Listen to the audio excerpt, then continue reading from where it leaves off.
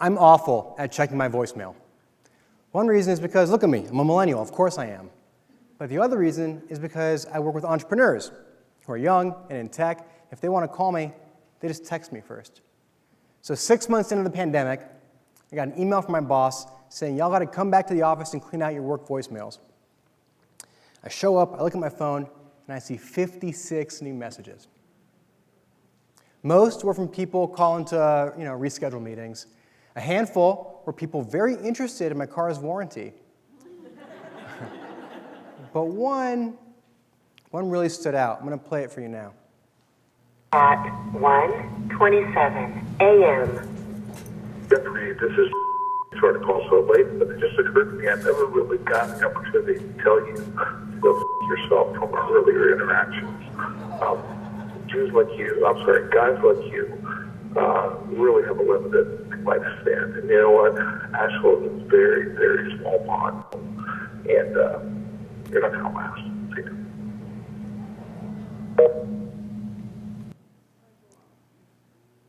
This voicemail came from somebody known to me. I took this threat very seriously. So did the police and the FBI and our local courts.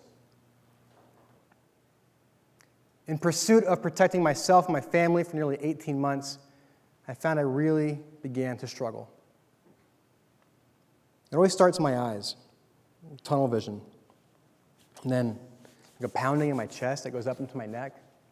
And my hands will shake and I'll lose my grip on things. Sometimes I get a ringing in my ears. Now, most of you already know. But I had to have my doctor explain to me I was having panic attacks. I needed to hear it from my doctor because I was used to experiencing these symptoms, not as intensely, but it happened to me all the time, at work or as a founder of my own startup. I have no problem connecting death threats to panic attacks, but I couldn't bring myself to admit I was dealing with panic and anxiety at work. Like that might make me less of an entrepreneur. Like I wasn't cut out for this lifestyle. Now, I've worked with over 2,000 entrepreneurs as a mentor, a coach, an advisor, an educator. I can honestly tell you, every single one of them feels some version of this. Today, I'm going to be telling you about how I've been working through my panic and anxiety, and how it's given me new insights into the entrepreneurs I serve, and how those insights are becoming practices to build better entrepreneurs here in Asheville. If you're not an entrepreneur or you don't work with entrepreneurs, let me tell you what their life is like. Their venture is their life. There is no difference. There is no balance. They are one and the same. The hustle, the grind, it is all encompassing. And it's supposed to be one of the most fulfilling experiences for a human. It's supposed to be one of the highest forms of self-actualization, being an entrepreneur. That's not what I see. What I see are founders literally running in and out of my building. I see them overwhelmed. I see them battling against time, against payroll, against burn rates, against their supply chains, against just trying to get out in time for their kids' soccer practice. I know it because I'm the same way. Not was. I still am. After my experiences with panic and anxiety, though, I can spot the symptoms of somebody else a mile away. Now, I know everyone needs to find their own path out of it, and I want to share what's working for me. I started off reading any self-help book I could find. Tony Robbins to Brene Brown. Then I started reading about Zen Buddhism and meditation. But what really stuck the landing for me was reading about ancient Greek and Roman Stoicism. I don't mean being stoic like being unemotional or being nihilistic. No, I mean Stoicism is taught by Epictetus and Seneca and Marcus Aurelius. The philosophy that states, by concentrating on changing what's within our control and accepting what isn't, we avoid frustration and increase our own efficacy. It's about balance, control, moderation. It's mindfulness. A real turning point for me came from reading Seneca's On the Shortness of Life. Like, I get the irony of being put on this path, being told I had a limited lifespan. But in The Shortness of Life, Seneca says, life will seem especially short if you only seek status or power.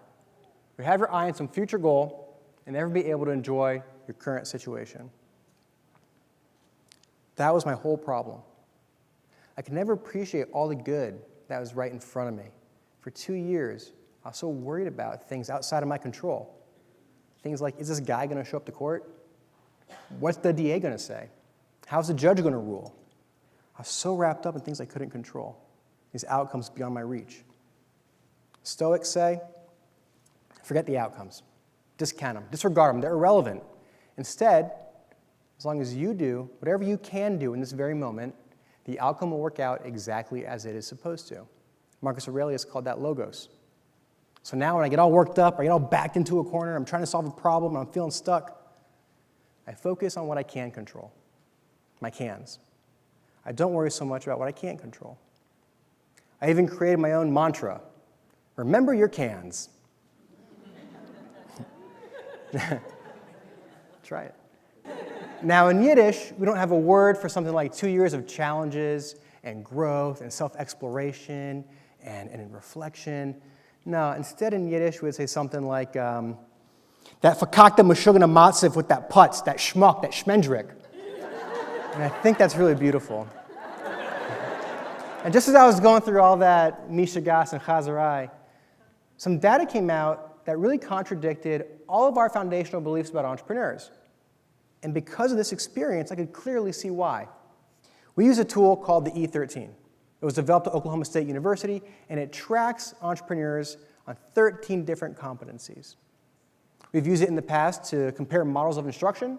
We've used it with individuals to identify their own strengths and their weaknesses. And just last year, with my partner, Dr. Paul Grattan, and support of the NC IDEA Foundation, we've been tracking cohorts of founders all across North Carolina in different mentorship and accelerator programs. Now, the data shows us that every city has its own strength. That's pretty cool. Here in Asheville, we're really, really good about opportunity recognition. Our colleagues in Winston-Salem, they're phenomenal with creative problem solving. But the surprising finding was that every time we give someone this assessment tool, the E13, the same lowest score shows up. Every single time, regardless of your identity, your business, your industry, stage of business, every single time the lowest score is self-efficacy. So we define self-efficacy as the way you affect others and how others affect you. It's very closely linked to your sense of doubt or your sense of self-worth. For example, my lack of self-efficacy, whether I'm at court or at work, it shows up as panic attacks and anxiety. But it's going to manifest itself differently for different people. For you, it might be substance abuse. For you, it could be divorce. For you, you might be a jerk. I'm sure you're not. Now, for entrepreneurs, this is really surprising, right? Our entrepreneurs are supposed to be these bold, confident risk takers, and they have to be, because how else would you get an investor to write you a check? How else are you going to convince somebody to quit their job and join your startup? How else are you going to earn your first customers? If you don't believe in your venture, nobody else will. But the data is showing us, behind closed doors, when asked privately and confidentially, our founders are terrified of the public perception, they're full of doubt, and they see asking for help as a weakness. I'd like to look into 2 items from this part of the assessment, and you can play along. So we can get a better insight into our founders' thinking. So ask yourself if you agree or disagree with the following statement. We'll do this twice. I hesitate to ask others to help me. I wonder. Yeah, a bunch of you. All right, I already agree. Cool. Well, you have low self-efficacy. Stay tuned, because guess where this talk is going.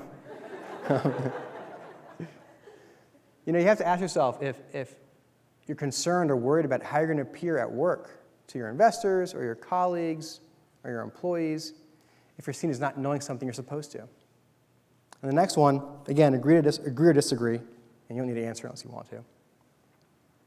I only set goals which I know I can reach without the help of others. There's over 100 items in the E13, and this one's my favorite. I think it's just brilliantly written, and I see it now in a whole new light. It asserts that you are confident in sharing your vulnerabilities and aware that confronting them is a strength. And I wonder now, honestly, with some regret, for the last 2 years, if we had talked to more people about what we were going through, if we had sought more help sooner, could we have had a different result? Anyway, I shared this data about self-efficacy with my boss and my colleagues all across the state, And they always have the same reaction. They look at me and they go, Jeffrey, you must be Meshuggah. No, of course they don't. We're in North Carolina. They look at me with confusion and bewilderment because, again, this flies in the face of everything we think we know about entrepreneurs. That brave, confident risk taker.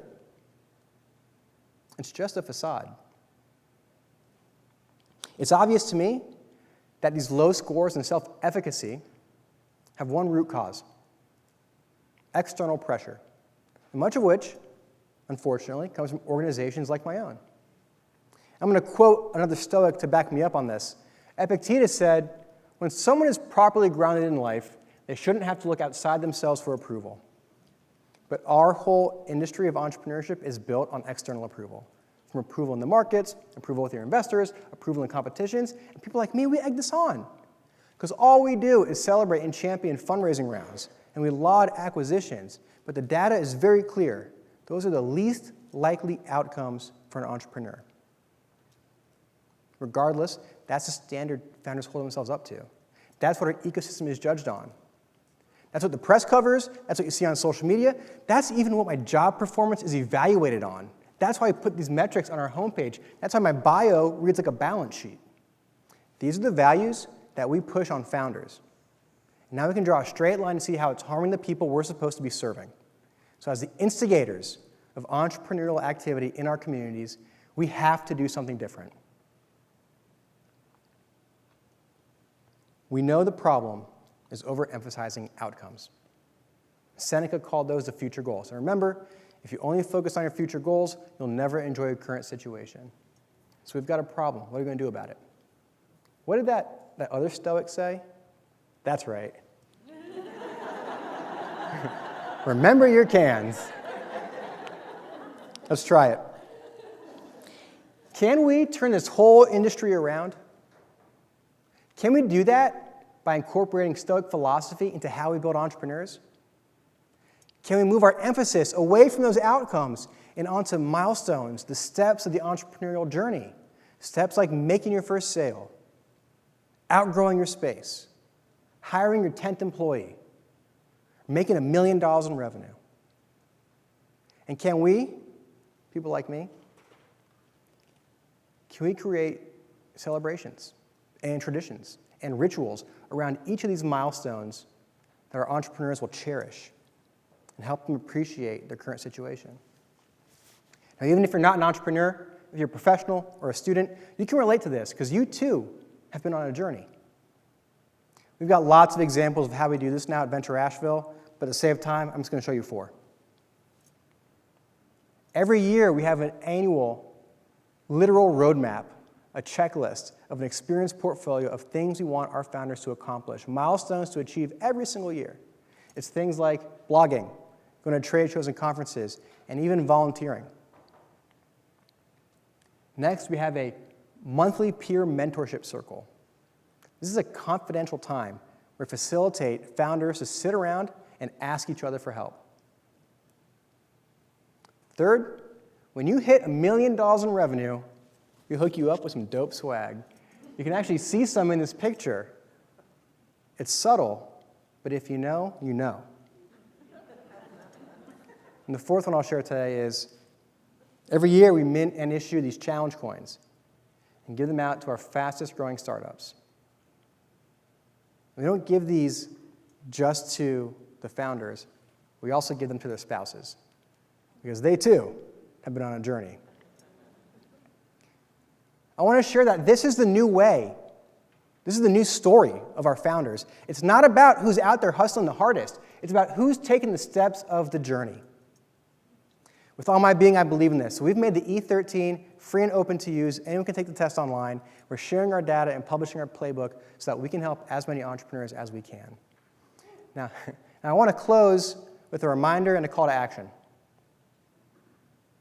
If your entrepreneurs are thriving, your communities will thrive.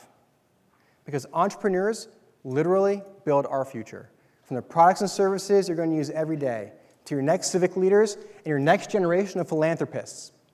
So if you want to have a better tomorrow, you've got to start building better entrepreneurs today. And I'd be happy to help you. Just don't leave me a voicemail.